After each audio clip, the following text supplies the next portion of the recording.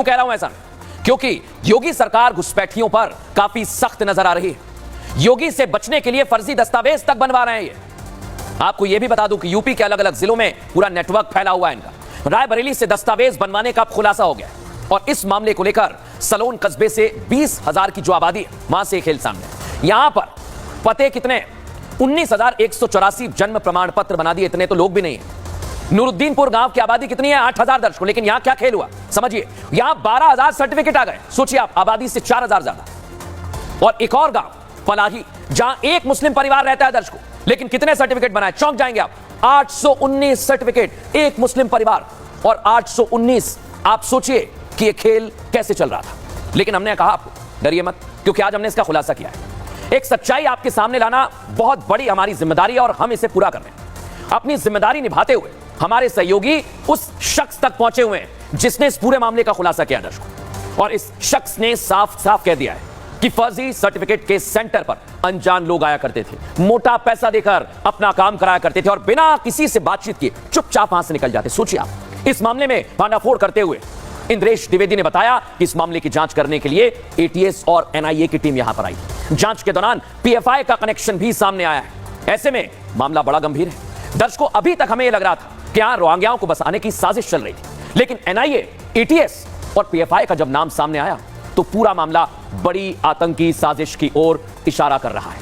लेकिन अब उसी शख्स यानी इंद्रेश द्विवेदी क्या कह रहे हैं, कैसे खुलासा हुआ, सुनिए जरा उन्हें ध्यान से। जी जरा किस्सा बताइए कि क्या है ये जन प्रमाण पत्र से जो फर्जी जन प्रमाण पत्र बनाए जाते हैं, जो देश के बाहरी लोगों के हैं, अन्य प्रांतों के हैं, उनके जन प्रमाण मृत्यु से संबंधित है। इसमें कई गांव ऐसे हैं जहां जैसे गांव की संख्या अगर 1,000 है तो वहां 2,000 फर्जी जन प्रमाण पत्र बन चुके हैं। और इस मामले में एटीएस भी जांच कर रही है और इसके पहले भी एनआईए भी एक गाँव पानीपुर आ चुकी है, जिसमें कहीं केरला में कहीं कुछ कनेक्शन था, तो वो पहले से ही जाँच चल रही है उसमें।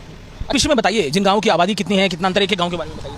जैसे एक गांव है नूरुद्दीनपुर, जहां सबसे अधिक बना हुआ है। उस गांव की आबादी 7,000 है, वहां 10,000 फर्जी प्रमाण पत्र बन गए हैं। दूसरा एक गांव है पालीपुर, जहां पालीपुर में एक ही घर मुस्लिम है, लेकिन वहां पे कम से कम 2,000 प्लस फर्जी जन्म प्रमाण पत्र बन चुके हैं। जी, अभी क्या लगता है ये पूरे मामले के कनेक्शन है और इलाके के लोग कितने सहमे हुए हैं, क्योंकि इसी पते से, इस इलाके के पतों से इतने फर्जी एड्रेस बनाए गए हैं? देखिए, ये देश की सुरक्षा संप्रभुता से जुड़ा हुआ मामला है।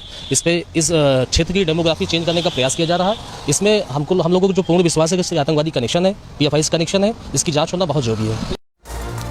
तो देखा आपने दर्शकों कैसे खुलासा हो रहा है। लेकिन अभी यह मामला खत्म नहीं हुआ है। ऐसा मैं क्यों कह रहा हूं? क्योंकि समाज और देश के प्रति हम अपनी जिम्मेदारी को समझते हैं।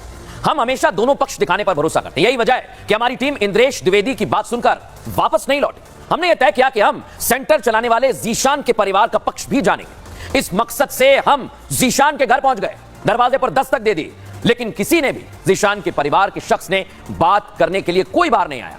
कुछ भी उन्होंने रिस्पॉन्स नहीं दिया। आपको दिखाते हैं, अजय दुबे हमारे सहयोगी वहां पहुंचे तो क्या हुआ, देखिए जरा।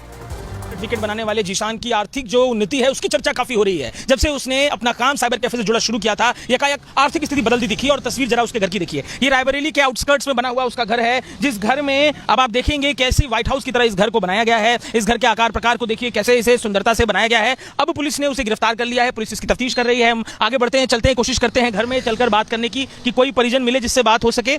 ये घर है उसका, हाजी रियाज खान लिखा हुआ है घर में, बाहर जो बोर्ड लगा हुआ है। एक बार फिर घर की तस्वीर को देखिए। पिछले दिनों जिस तरीके से पूरा ये मामला का खुलासा होता है, पुलिस तफ्तीश कर रही है। हम कोशिश करते हैं कि घर में किसी से बात हो सके। कोई है जी?